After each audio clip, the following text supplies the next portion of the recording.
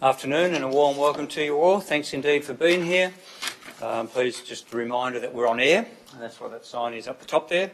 We welcome those that may be listening at home or in their office. Welcome along to our meeting, and also for mobiles, those that are here, if you could switch them off, as it does interfere with the recording. Please be seated. Thank you. We have no apologies. Declaration of interest? No declaration of interest. Someone happy to move the minutes of the previous meeting held the 27th of August? Moved Alderman Wood, seconded Alderman Finlay. All those in favour, please raise your hand. And that is all Aldermen present. That is carried. There's no deputation, no petitions, no community reports. Public question time without notice. Any public questions? Ron Baines, Kings Meadows, ratepayer. As it seems, around 80 council vehicles will be stationed at the new car park at the C.H. Smith building. That's 80 car parks that won't generate any income to help pay the $250,000 a month repayment. So once again, I ask this council, will you need to borrow money from the private sector in order to finalise the $9 million loan from the state government, and when will the loan be finalised? Your assumption is wrong. The staff will be paying some funds to use the car park. Sorry? The staff do pay for part of the privilege to have a car park. Okay. Those 80 people. Well, however many will be there. They will be paying the council. That the council employees will be paying the council to park there. They do now at the current site, and that practice will continue. All right. We'll come back on this one. Thank you. Thank you.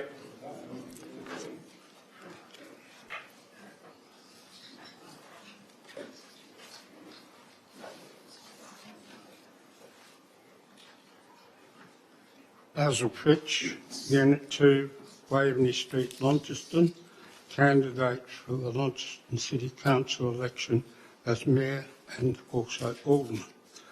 In today's Mercury Curtains for UTAS Act, did you, sir, and your representatives, Mr. Alderman McKenzie, and I believe one other, did you know about this cut that was going to come to this particular curriculum? We have had discussions with them, yes, about a lot of different issues, and one of those that's been raised, yes. Well, where did we go from here under these circumstances? Because they're now turning it into a vocational, which was a lesser degree. It's got to go to Melbourne. So what is going to become again?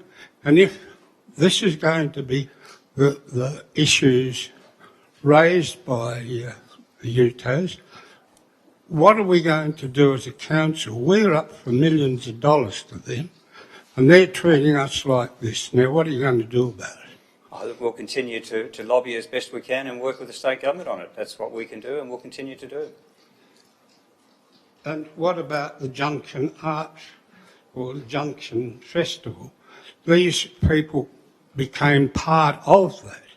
So it all intertwines, but we're being treated very shoddy about the whole thing. And the other last I think question, just on that, Junction Arts will survive and is growing from strength to strength. Yeah, there'll be old people older than me on it too. The other question of the city manager is the question I wanted to ask was the Auto Museum. Have you done a deal or an agreement with UTAS and the Auto Museum as to the handing over of the new Auto Museum building, 4.7 million? General Manager. Thanks, Mr Mayor. The council, as part of the land exchange, agreed that site, with the constructed automobile museum building on it, will be transferred to council. So that was part of the. That was the 20th of October last year. Yeah. But that doesn't answer the question. Have you got that? That is not an agreement. That is, you could tear that up. That's not worth the paper it's written on. That was what was passed here. Well, that's pretty well solid evidence of what happened. It's public. But once you've transferred it to you, Taz, where's the agreement that they're going to hand it back to us when the building's done? The question might be, is there a contract? Yeah, there's an agreement. Is, again, I'll take it on. We'll take it on notice. Yeah. Thank you. Thank you. Any other questions?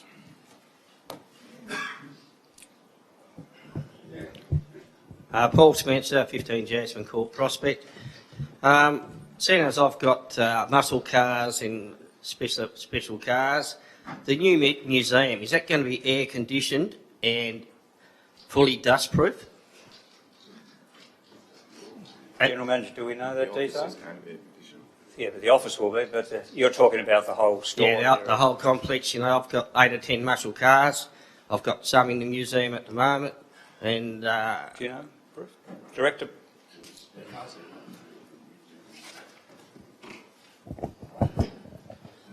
The museum will be fully dust proof and from any of the elements.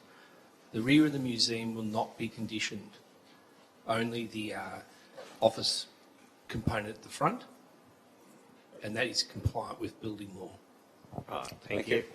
Second question is why the council sold Kilafatti Sale Yard for around $140,000 5 or 6 years ago.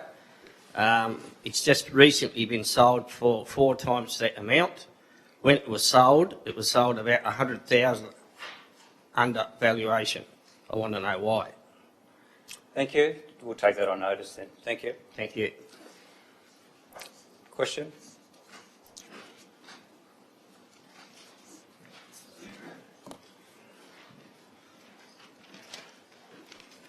I'm just going to excuse me for a little bit. I've got the man flu. Yeah. Hi, my name is Darren Wrigley. I live at 25 Bendigo Road, St Leonard's. Got some issues to bring up with the council. How come the building order has not been enforced by the council at 27 Bendigo Road, dated 11th of the 5th, 2017? Also know that the council has engaged Pitt and Sherry Launceston as well as Pitt and Sherry Devonport to do an independent reports of the site, and I also know the council has both reports.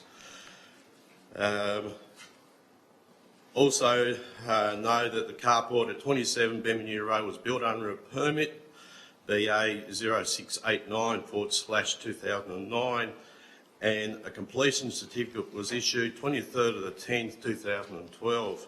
But also there was a building and plumbing order, GA 0017/2017, dated 20th of September 2017. In both cases, we're not given any notification, bearing in mind our house boundary wall is not a load-bearing wall and also has got wall ventilation and has been blocked over by this works. I also know there is over 3,000 emails and currently on this problem in relation to the council in-house. We've done everything that has been asked from us from the council by the way of independent reports and at our cost. Not only that, the added stress and worrying and seeing our interior and exterior of our home being damaged through no fault of ours.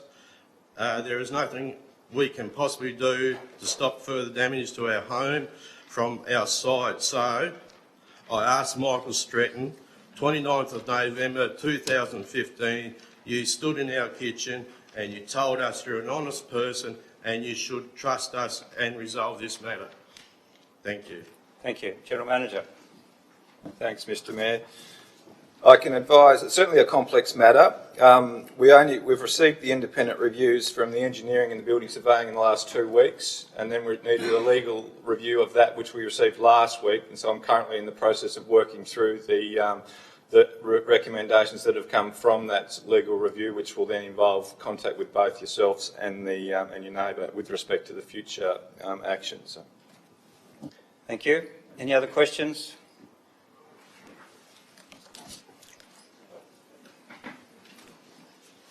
So under the provisions of the Land Use Planning and Approvals Act, Council acts as a planning authority in regard to items under Agenda 8. So we have item 8.1. We do have some speakers for 8.1. General Manager, if you could read out the rules, please. Thank you. Thanks, Mr Mayor. So only residents, ratepayers or people on the electoral roll of the City of Launceston may address an item on the agenda. Before commencing, please state your name and address or property owned in Launceston. You may speak for up to 2 minutes. There is no extension of time permitted. You must speak for or against the recommendation, not ask questions of aldermen or officers or attempt to enter a debate with aldermen or officers. Statements can only be made either directly relating to supporting the recommendation or arguing against it. Comments and statements are not to be defamatory, offensive or abusive or be designed to embarrass any person, including aldermen or officers. Statements are not to be repetitive of statements or points already made. Several people repeating a common position should nominate a single speaker on their behalf. The Mayor may ask a member of the gallery to cease speaking if the above procedures are not followed. Following hearing the comments of the gallery, Alderman will then consider the item. Thank you, General Manager. Helen Jordan. Helen Jordan, 456 Wellington Street, and I'm here to oppose the proposed business development at 6 Normanton Road. I believe that it's going to adversely affect my ability to access and exit my property. My driveway and their driveway run parallel. They are relying very heavily on using my driveway to access their backyard for parking. I don't believe this is adequate. I believe that their business is going to be bigger than they're actually stating that the size of it. It's going to rely heavily on traffic parking on Launceston Road, which is already a very busy road. Let's have to read my notes. Excuse me.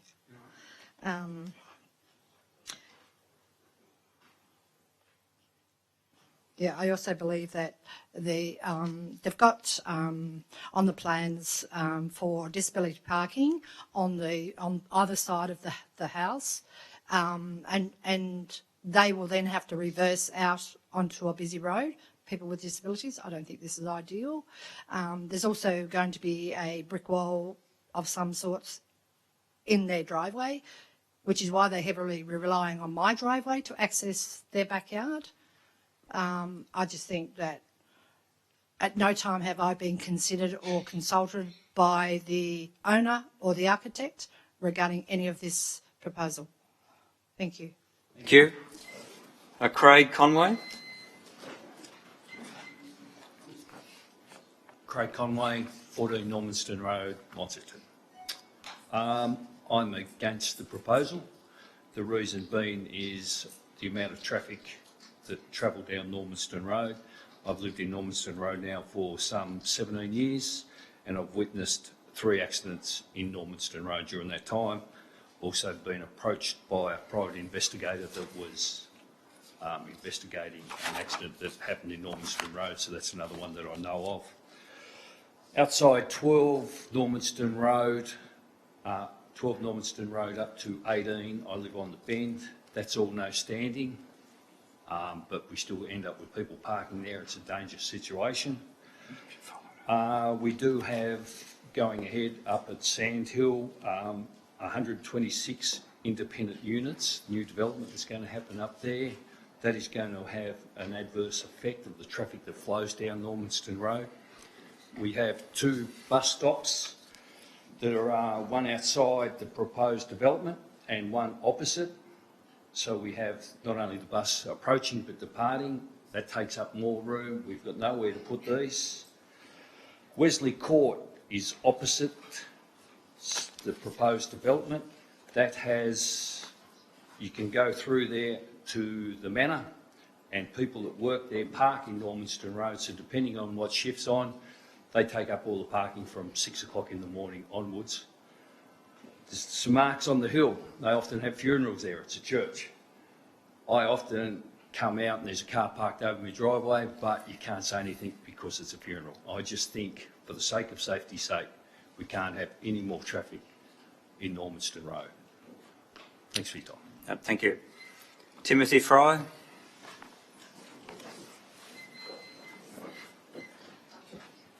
Hi, Tim Fry from S Group, speaking, hoping to, in favour of the proposal, obviously, speaking on behalf of my client.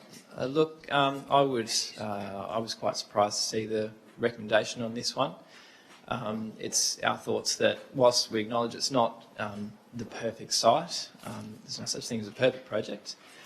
We believe this is quite a reasonable proposition for this site, viewed in the context of similar facilities around the city. It's one of the pieces of feedback I was given was that we have a residential zone, and it's not necessarily compatible. But again, we have precedent for just such a type of development all over the city, and it's quite typical, in fact, of this kind of development. Now, we have undertaken quite a significant parking survey, and that was at the suggestion of the planning department. We consulted with the planning department as to how intense that should be, and sought their approval for that, which we received. And it's the opinion of our consultant that they're very comfortable with the amount of traffic that will be generated, parking being the main point of contention here, that parking is actually quite adequate. I would stress that as a lung testing facility, we're not talking about a dentist or a doctor's surgery where we have, say, 4 consulting rooms and people coming and going quite a lot. But typically, under the practice that is happening at the moment, there'll be 1 patient there at a time, and there'll be some overlap over that. Now, that's all detailed quite well in the traffic report done by our consultant. I think it's odd in this case that that wasn't given the kind of relevance as the opinion of those representatives. But thanks. Patrick Sullivan.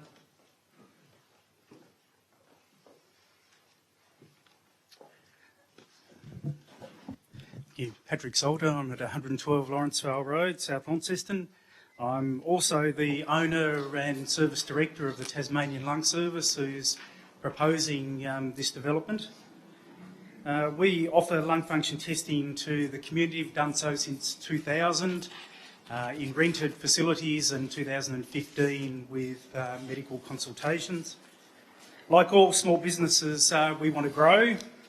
As a part of this growth, we needed our own premises to offer flexibility and long-term stability for our service. In late 2017, I made an inquiry with the planning officer on duty here at the council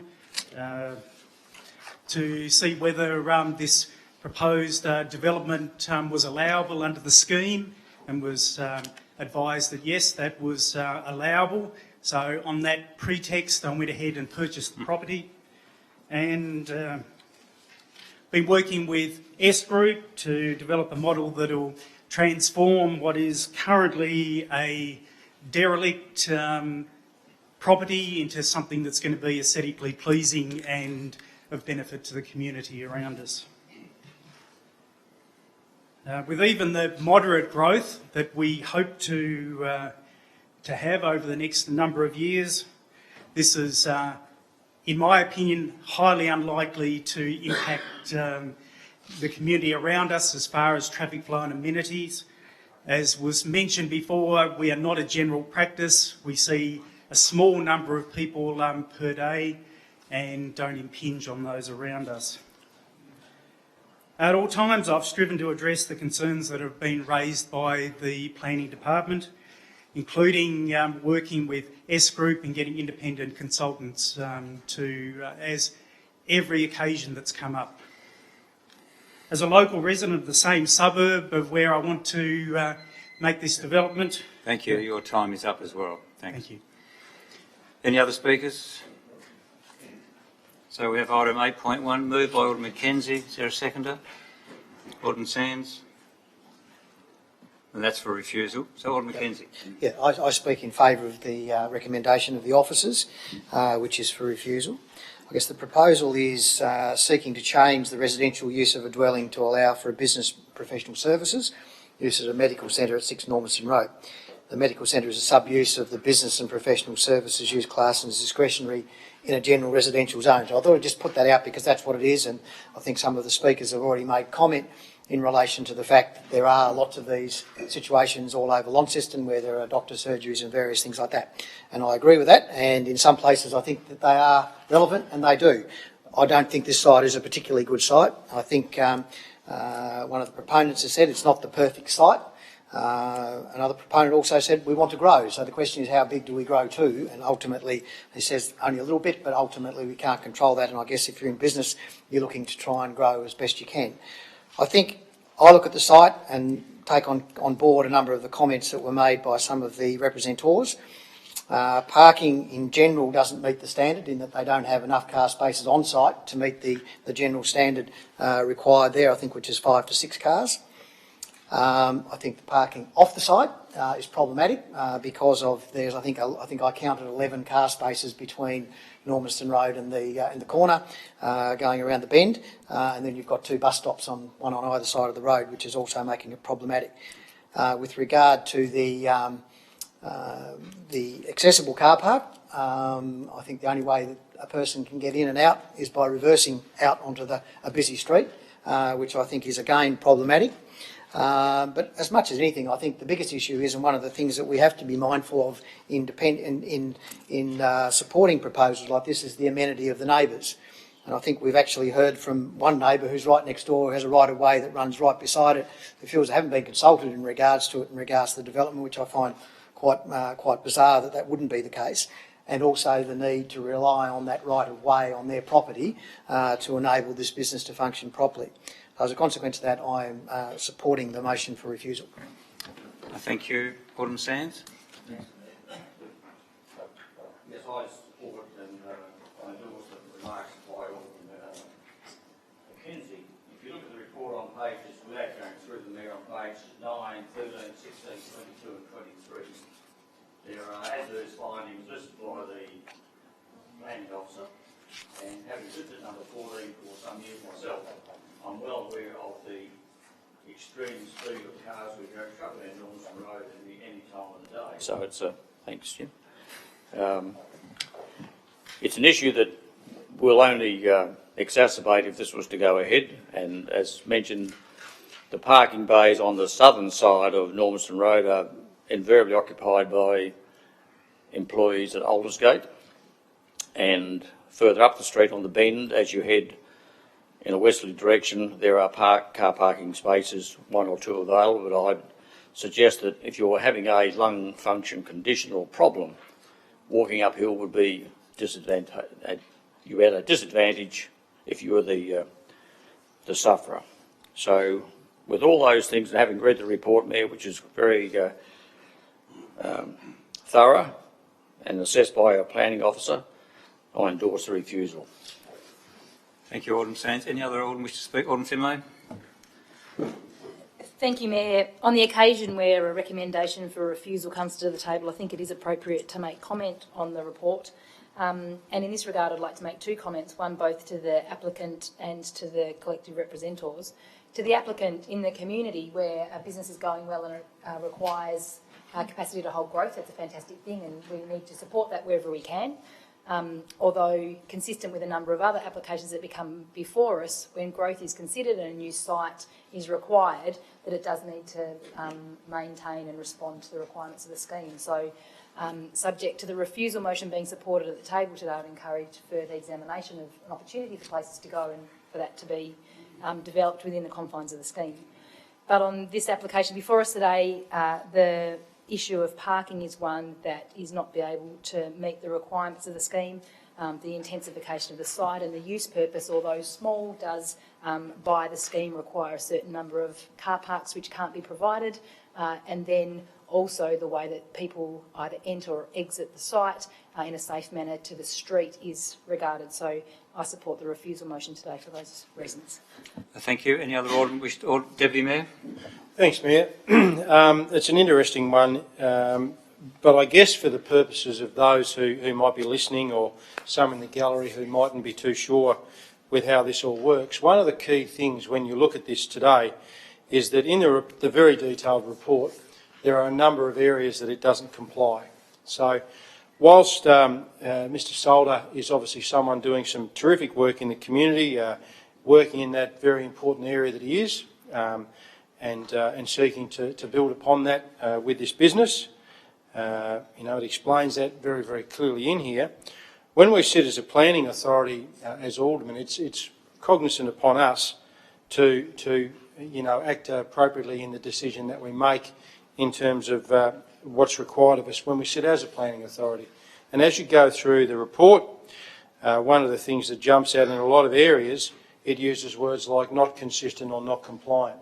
So I guess, Mr Mayor, for me, sort of tying together remarks made by other aldermen, one of the things that I hope would happen, hearing very clearly, obviously, the proponent's remarks and his designer's remarks and also the remarks of the objectors, is that there can be some further work that goes into this to try to fix those areas that are listed as not compliant, if that is at all possible.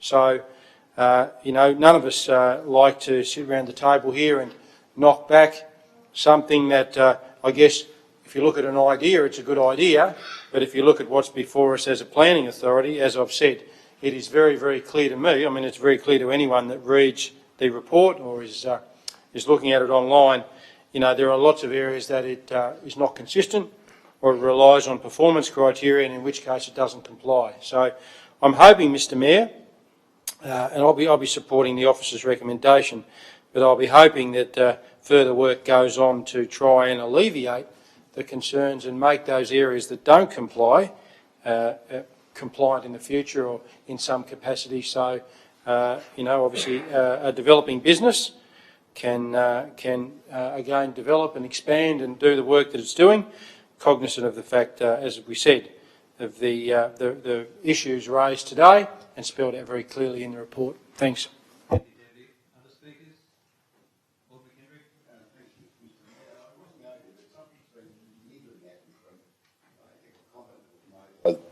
By the applicant says S Group, but by the applicant, the person operating the business, was that they came to council, saw a planner and was told yes. Now, I'm wondering whether sometime, not today,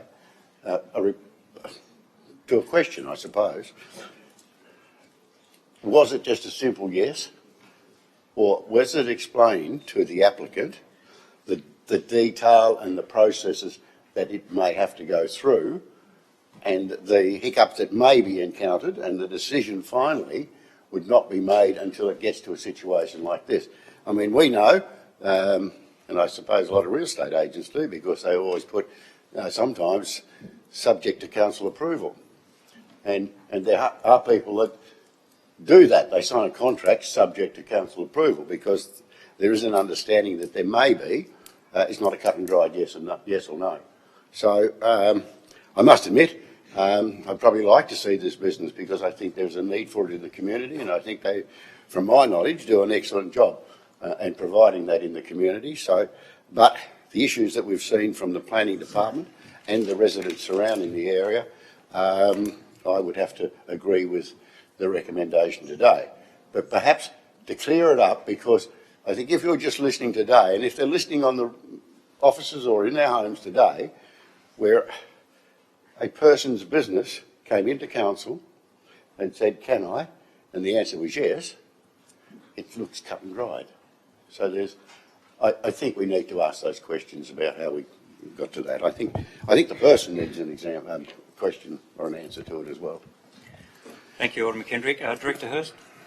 Thanks, Mayor. Whilst it's difficult to comment on this specific case without going back and checking file notes, I guess what I will point out is that there's a provable and being able to recommend approval for a specific application are different concepts. So advice would generally in this case be given, and I'm generalising because, as I said, I haven't had a chance to go back and check this specific instance, is that under the planning scheme, that use would be approvable as a discretionary application. Thank you. Any other speakers? Alderman Mackenzie, wish to close? Thank you, Mayor. Look, I think all the speakers have spoken appropriately in relation to the matter. I think it's important to note we're not attacking the business that's going on the site. It's actually about the site itself, and to me, it's the wrong site for this particular business. Thank you. I'll put the motion. Those in favour for refusal? And that is all aldermen present. The motion is carried. We now no longer sit as a planning authority. I'll just give the room a minute for people who want to leave.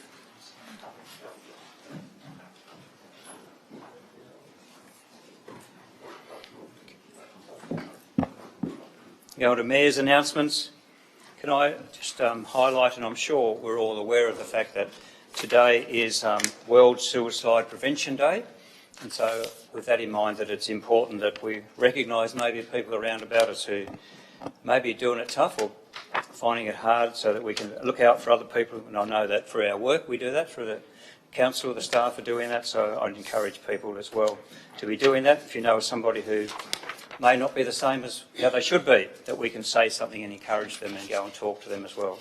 As it is World Suicide Prevention Day, but it's not as though we just do it just for today, but it's something that we can keep in mind, and it highlights it today. And I also say it was a pleasure to go to the Scotch Oakburn production of Avenue Q, and a fantastic performance by the young gifted actors and singers that were there. They did a fantastic job, and congratulations to Alderman Gibson, who was there as well, and who obviously took part or helped them in their production as well. And I just want to highlight a concert which was held, which Alderman Gibson was at as well, on In Harmony. Fantastic performance by the fellas and Club Sandwich, along with a few other people. Our own choir, Vox Harmony, was there as well. A very fantastic packed audience and a very receptive audience, but fantastic performances, and the fellas do an incredible job. I've always admired them in their work they do, but it was really great to witness that. And the concert was about raising some funds for them as they go to further their competitions, which they are doing this tomorrow. So it's very soon. I knew it was coming up this month, so tomorrow. So we wish them well in that as well. Also, just want to mention that Legacy celebrated, well, it was a pleasure to go to their luncheon, 50 years at Legacy House. And Legacy, as we know, was Legacy Day or week last week as well, but Legacy do a great job in our community and helping many people who are got issues or who obviously need help, who are back from the war as well. So we congratulate the Legacy for the work they do. And it was a pleasure here on Tuesday, along with a number of the aldermen, to be involved with the council meeting for the Youth Council meeting. Did a great job, and we got a lot of great ideas, I think. Alderman Wood, Alderman Williams and Alderman Finlay were there, I think. Was that got all those? And it was some great discussion. I think it's an improvement from last year, where they were a bit freer this year to be able to talk and share their thoughts, and some great ideas. So as General Manager, you're there as well, so I'm sure through our relevant officers we'll get some feedback back to Council, and we'll get some great ideas that we can continue to grow and work with our youth in our community as well. On Wednesday the 5th, and I was pleasure to be up at the announcement at the Silverdome for the Special Olympics announcement, fantastic for our city. Alderman Finlay and Alderman Williams, I think, was there. It was absolutely amazing and a positive announcement, but great to see. The competition was very, very tough, I'm told by the experts that were involved in doing it, and it was a very close decision, but we're very thankful for that decision in 2020 and 2022 that we'll have the youth and then the seniors here. That's going to mean in 2022 well over 1,000 people in our city in April. So that's a very significant amount of people for our community. Sorry? 5,000. Okay, well, 5,000, maybe it's 1,000 athletes at least that are going to be there, so their support. Thank you. I knew I read 1,000 somewhere. And on 2020, 2020 there'll be less, there'll be for the juniors, but still it's going to be significant. It's going to be about 1,000 people in total, or a bit more. And then it was just a pleasure on Saturday to go down to the North Launceston Eagles Soccer Club trophy presentation. And the reason I mention that is because they have got a request, General Manager, and something that I'm sure we will be able to take on board. They're looking for a home club, somewhere where they can base themselves. They are growing. Absolutely great to see a club that's got a lot of young people coming through, getting a senior team, the North Launceston Eagles Soccer Club. It's a fairly new team. The juniors are not so new, but the senior team is fairly new.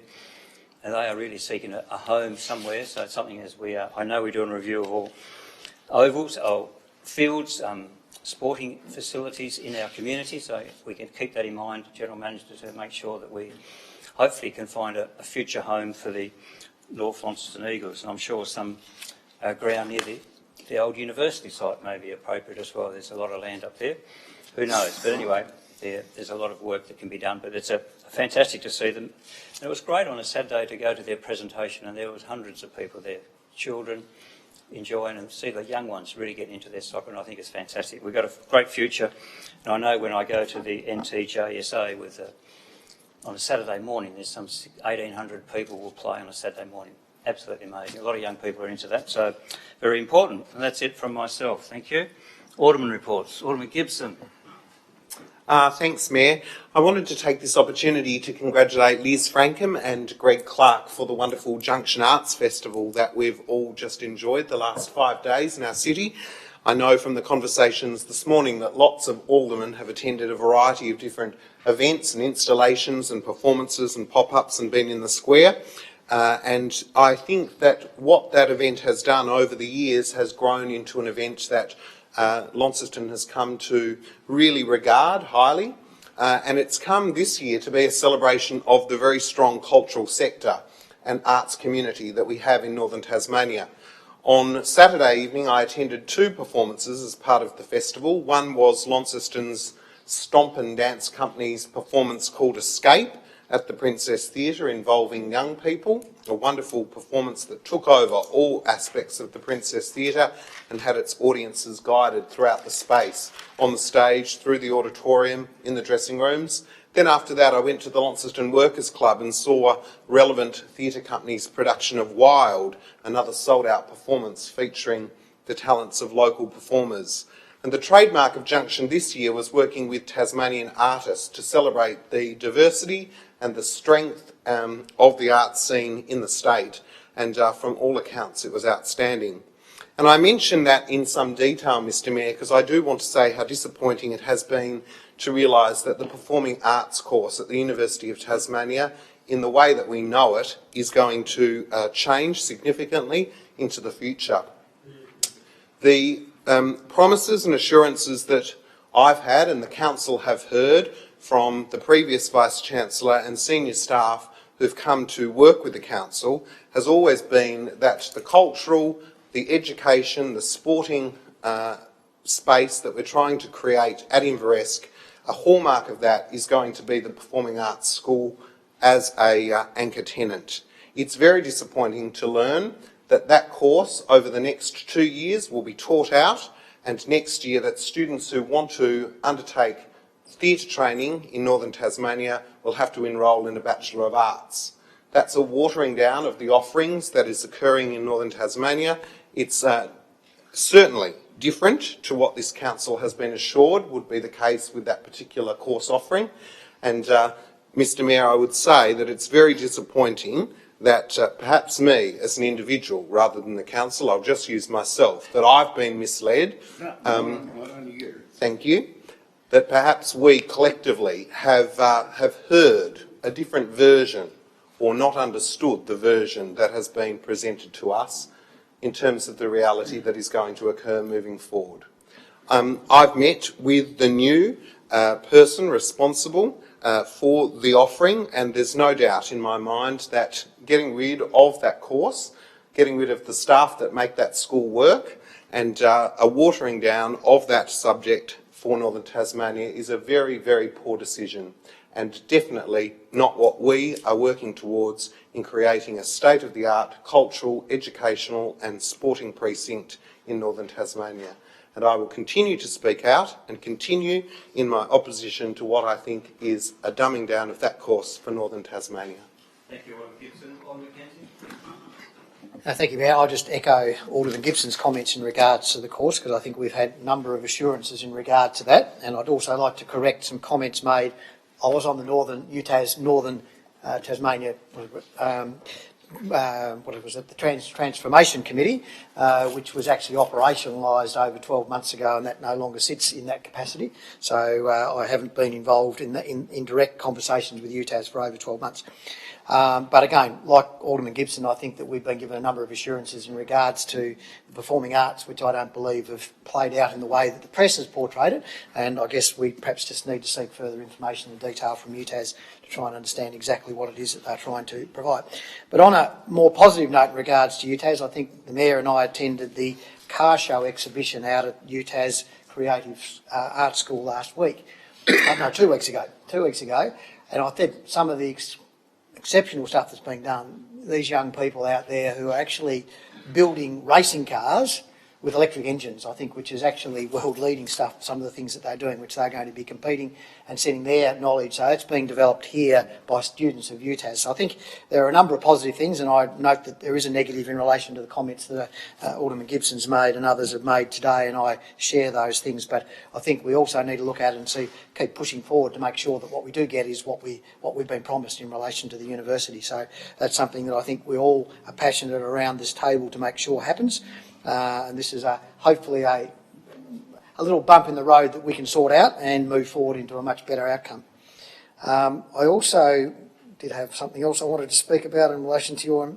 Oh yes, I think the Mayor and I attended the Men's and Community Shed opening last week out at the slab delivery on Friday out at Rochalee, and I think that's fantastic what that's going to deliver for that community, because I don't know, for those who haven't been out there, there's not a lot to draw the community in to do various things, and a co-op shop and a number of other things that we're building there will actually give some shopping facilities in the heart of Rochalee which don't currently exist. So I think it's a fantastic thing, and the community's come behind it to do a lot of things, and a lot to be said for the council who sort of allowed them to have a long-term lease on the Kingbelly Park property, and they're now doing something fantastic.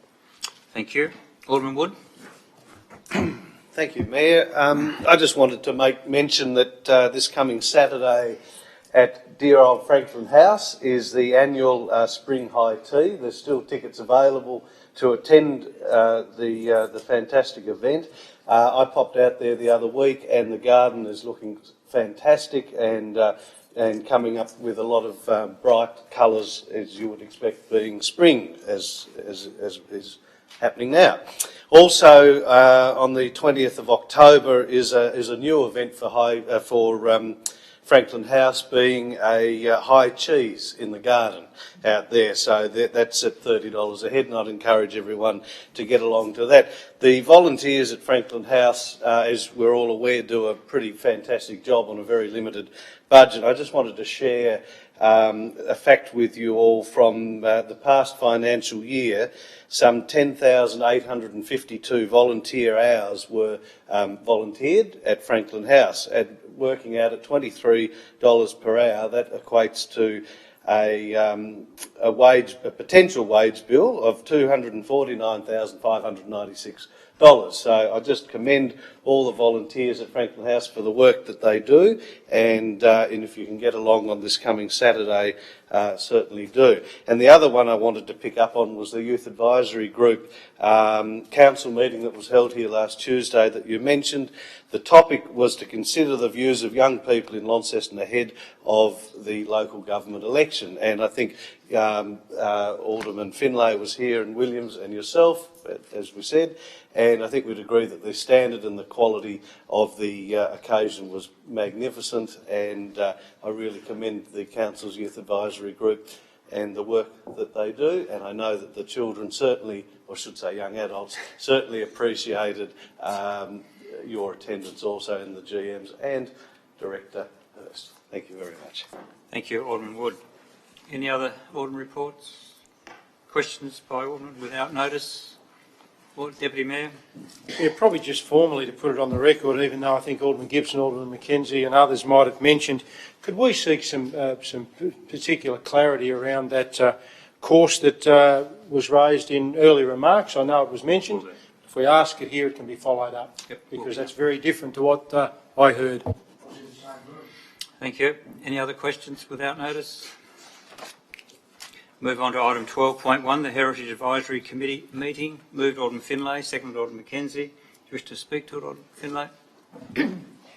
Just quickly, thank you, Mayor. As outlined in the report there were a number of items, including the building heights presentation from Paul Davies and his colleague Wendy Crane. But on there, just for the update of everybody, the archaeology assessment was completed at the site where the Cairns Hotel formerly stood. They did find some artefacts in the ground there, to the point that they felt that there is some elements of the keel there. The development has gone ahead, but at some point the committee discussed and would like to make a recommendation that there be consideration on future title notes around that process, that in the event in the future there's any significant development, years ahead, that there is a reference to the fact that there's significant things under there, if at that point it's appropriate to further explore. It's exciting. Thank you. And Alderman McKenzie? I will speak. Unfortunately, I didn't get to the public session in regards to Paul Davies later in the afternoon that day, but I must admit I found it fascinating, his presentation in regards to the height study, and I think that clearly what came out to me in that conversation, and hopefully will filter back through the reports, is the height isn't probably the most important thing. It's actually how the buildings are built and how they orient in the street. And I think Paul gave us a fantastic view of the original fragrance design in relation to the building in Alfred Harrop from the top of Tamer Street, and then turn it around on its edge so that we actually didn't lose sight of the river. So actually sight lines and the way the buildings are built are amazingly important in regards to how this city actually develops. So I'm really looking forward to the feedback that comes out of the conversations in regards to this, because I think design is going to be certainly something that's pretty important in relation to our study and our decisions going forward. Thank you, Alderman McKenzie. Any other speakers? Alderman Finlay, wish to close? I'll put the motion. Those in favour, please raise your hand. And that is all aldermen present. 12.2, Cataract Gorge Advisory Committee. Moved Alderman Finlay. Second Alderman Williams. Do you wish to speak to it, Alderman Finlay? Thanks, Mayor. Again, a good outline report there, but just one matter to raise. There have, over recent meetings, been a number of requests to understand current legislation in terms of the risks associated with the pool fence. At the conclusion of those conversations, the committee would like to and will write to the General Manager for consideration at the future, when that fence comes to the end of its life. There's a lot of work being happening in terms of the amenity of the gorge at the moment with the playground and other development, and that the design of the fence, subject to it meeting all of the safety requirements, be considered so that it actually adds to the experience of being in the gorge, as opposed to looks like an inserted fence with no regard to the shape of the pool or the surroundings. And I think that was a really positive conversation amongst lots of other things that we discuss in terms of how we might be able to support the future decisions around that. Thank you. Alderman Williams? Any other Alderman wish to speak? I'll put the motion. Those in favour? That's all aldermen present. The motion is carried. 12.3, Street Tree Advisory Committee. Moved Alderman McKendrick. Seconded Alderman McKenzie. Do you wish to speak to it, Alderman McKendrick? Just very briefly, Mr. Mayor, on behalf of the Chair, just to highlight a couple of things that most people are aware, I think. Sometimes people say, well, a tree committee, we do get a lot of negatives about trees, but they're the gum trees and the trees and property. But it also depends on the variety of trees that you plant as well. But on behalf of the Chair, I think one of the things that he's pointed out that our staff, or the council itself, the number of trees that it does plant around our community. And if you go to some of our parks and the open areas, the number that are planted are quite large each year. So as long as there's nothing being planted in the trees, we do our share. The other one was to Cameron Street. Because of the upgrade of an ideal opportunity, the committee thought the upgrade of Civic Square and perhaps the extension as you go back through to the museum. But from the Civic Square, Cameron Street, through to our city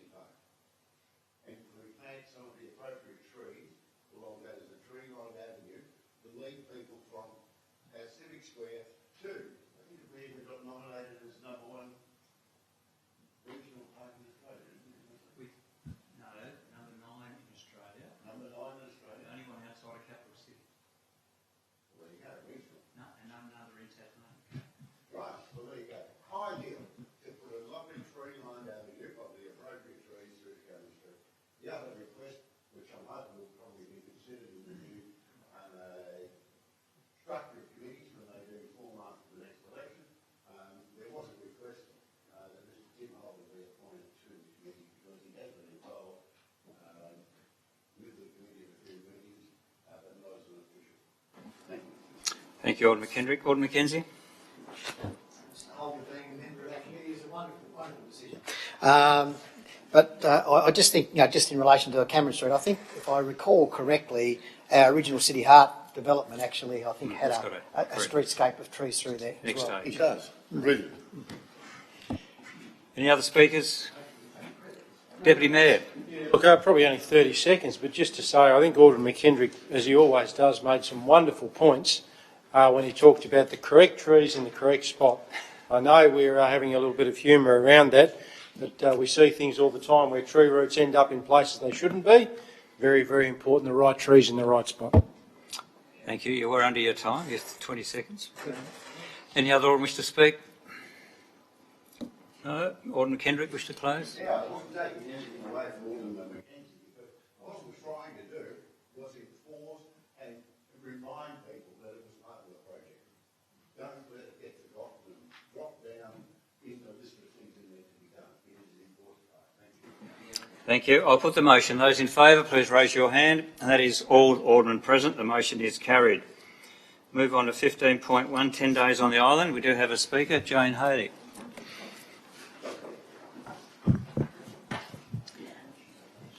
Thank you very much.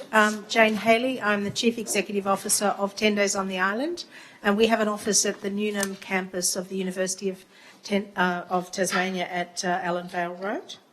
I just wanted to raise a question about the amount of funds that have been recommended for 10 Days on the Island, which I understand is the limit of the event sponsorship category. Many of you will be familiar from the presentation that we did earlier that 10 Days on the Island is approaching a very different model for the program going into the future, an epic 10-day adventure over 3 weekends. As part of that, we've established an office in Launceston, and we have 2 team members who are actually working with the company based here. Bede Clifton is our Head of Marketing and Communications, and Jane Forrest is our Manager of Partnerships. 10 Days wants, rather than coming to you on a regular basis, on a biennial basis for an event sponsorship, which we think is contrary to the intentions that we have, which is more about building a long-term partnership with the city that is mutually beneficial. One of the things that I want to assure you of is that 10 Days has listened to the criticism and the feedback that we've had of what's been in the past. And we're certainly looking to respond to Launceston and its citizens in a way that is not Hobart-centric or bringing a program that is actually designed for another place here. One of the challenges we've faced is that there are 2 other really significant events occurring in Launceston around about the same time, the New Mofo Festival in January and a comedy festival in March, which will butt right up against our program. We've chosen to present a program that targets families and young people, and we're intending to take over the Albert Hall and City Park and turn it into an extraordinary activity space for children and families through that weekend.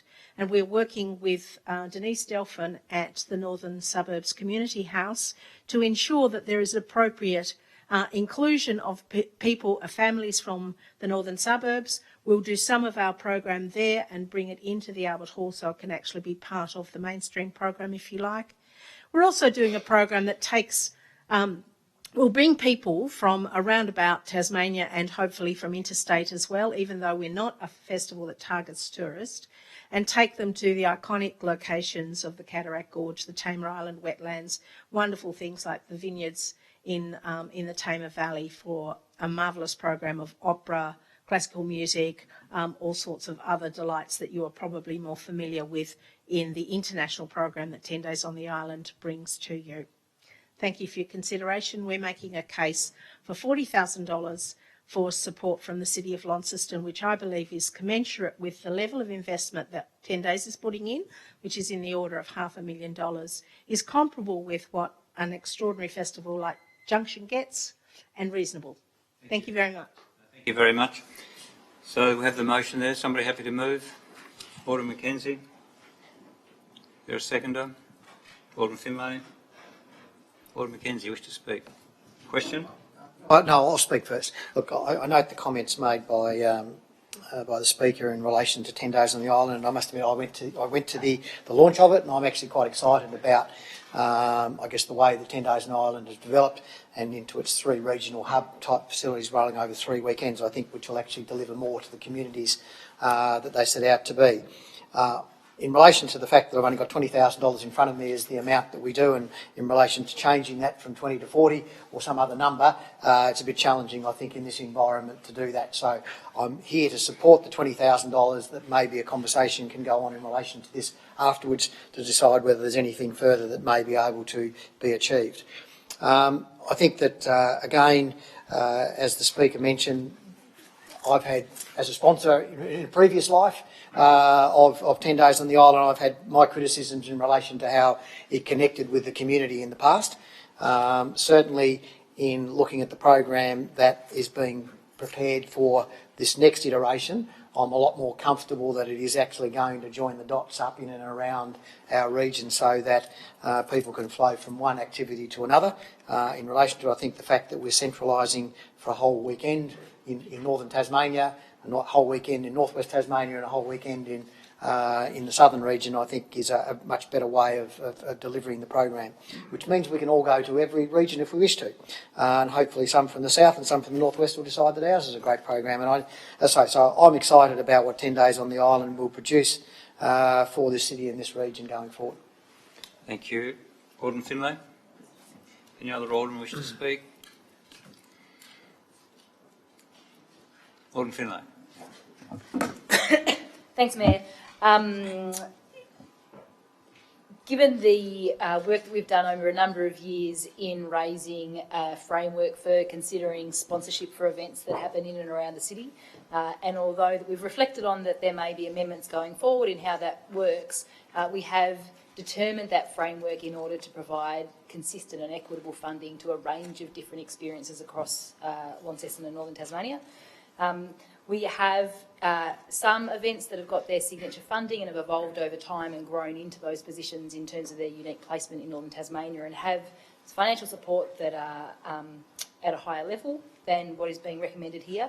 But in regards to where this application fits within our current framework and the assessment, it's great that it actually got a high score of 82%, which shows that the in the right part of our event sponsorship categories, it's actually a really strong offering, that it responds well to the criteria that it needs to be assessed against. As Alderman Mackenzie has said, it's really clear that 10 Days on the Island is evolving. I think it's also clear that they're listening, and the fact that it's becoming more localised and providing a response and an experience for the local community, I think, is really important. So I'm looking forward over the coming years to have a watching brief over the festival and to see how it does really embed itself into the community and responds to the presentations that it's providing in terms of the delivery of a great festival. I'm pleased to see how a number of the festivals and events that we have coming into the Launceston area, that they are really uniquely pitching to different elements of the community, and this is family focused in the Albert Hall and the City Park, I think is really important, and is great spread and a great balance to the offering that we have. So really supportive of 10 Days and what they're seeking to achieve. I know it will be disappointing for 10 days in terms of the funding allocation that we're providing isn't that is asked, but in terms of Launceston, the City of Launceston providing a consistent and equitable offering to people that apply within the framework that we've established, I think it's appropriate. Thank you. Any other speakers? I'll put the motion. Those in favour, please raise your hand. And that is all aldermen present. That is carried. Move on to 21.1.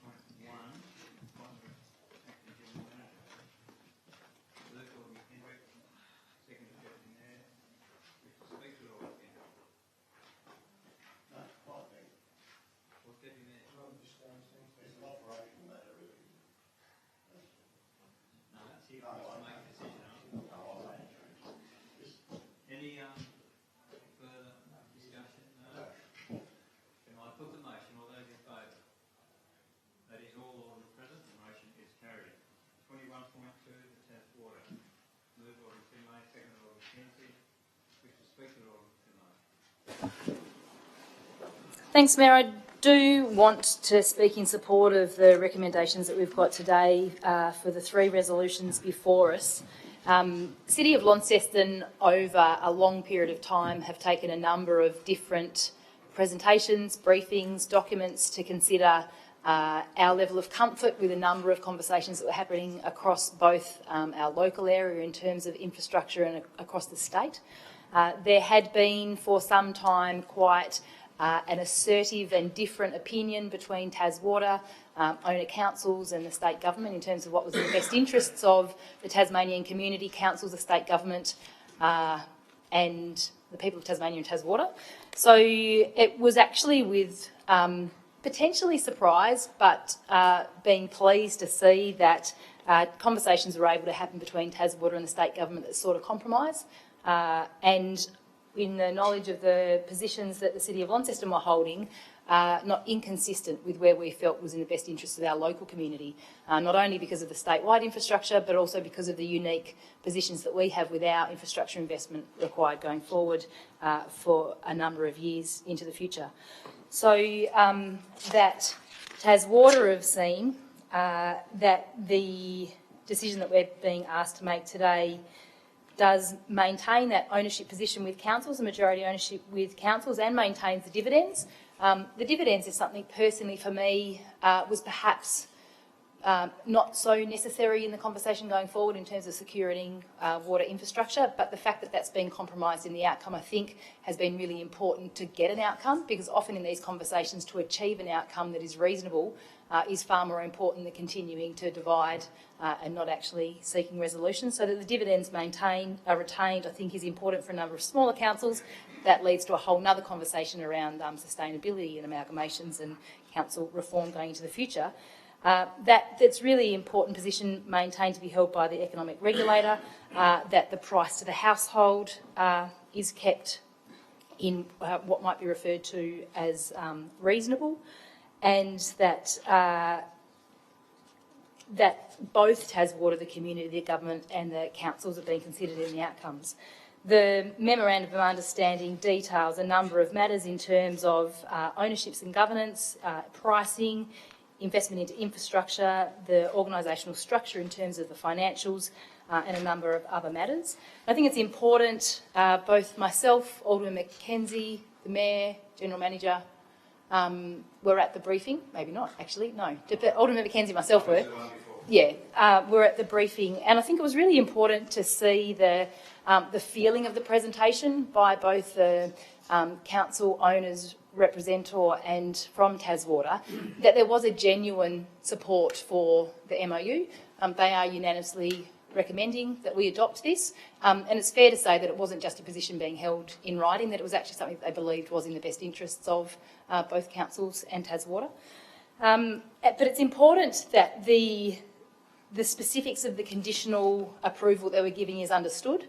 So we're required to make a decision on three elements in terms of nothing will happen unless the legislation is approved in a way that is reasonably consistent with what's being recommended, that nothing will happen unless the shareholder letter of expectations is adopted, and nothing will happen unless the share subscription and implementation agreement occurs.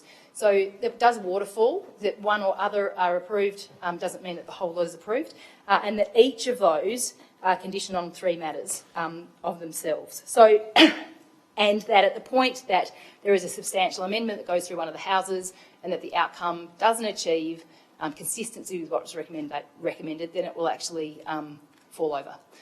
So for me, given those securities, given the depth of support by both the board of TasWater, the government and the owner's rep, I think that it's reasonable for us to adopt this today. I think it is actually a positive outcome, both for Launceston and for councils across Tasmania.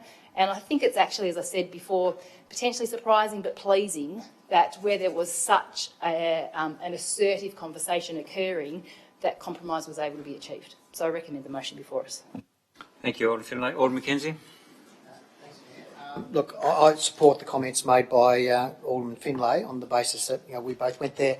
I guess I have fundamental issues about councils profiteering from an essential service over time, and I think that that's one of my fundamental issues with the model of councils receiving dividends in relation to it. But I understand that was set in stone at the time that all the water infrastructure was taken out of the council. But I think it's something that potentially isn't something that I think that local government should be seen to be doing over the longer journey.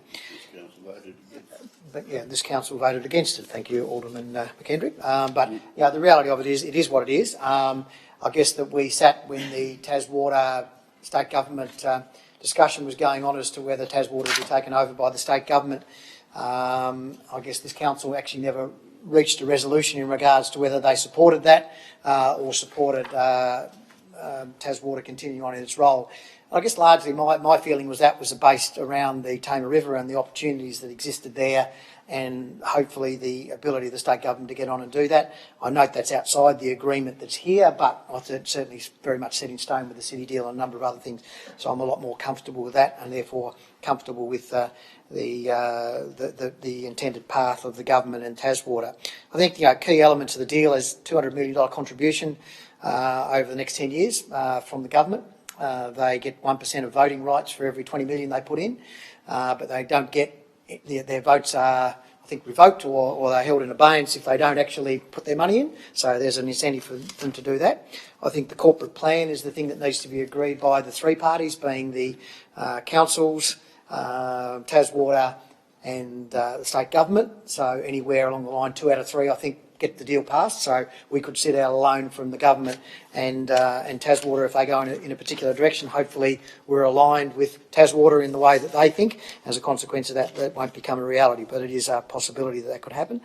I think importantly the government doesn't seek to interfere by being a board member of Taswater, but they wish to be on the selection panel in relation to it, and they also want to be consulted in relation to the appointments of any CEOs. So all of those things, I think the government's taken a pretty pragmatic approach in relation to how they want to deal with the corporation going forward, such that they want to make sure the investment is done, and as a consequence of that, the corporate plan involvement is important in relation to that. But I think they're also saying, well, we'll invest. We want to accelerate the level of investment in water and sewage so we get the outcomes we think the state needs to be. And I think the other fundamental issue that was made by the chairman of the board was that the ability for Taswater to access federal funding is far more likely with the state government on board rather than having them separate to it. So there's a belief that the ability to access federal funding in relation to water and sewage and maybe major projects is far greater. So I would recommend the motions to you. Alderman Mackenzie. Deputy Mayor.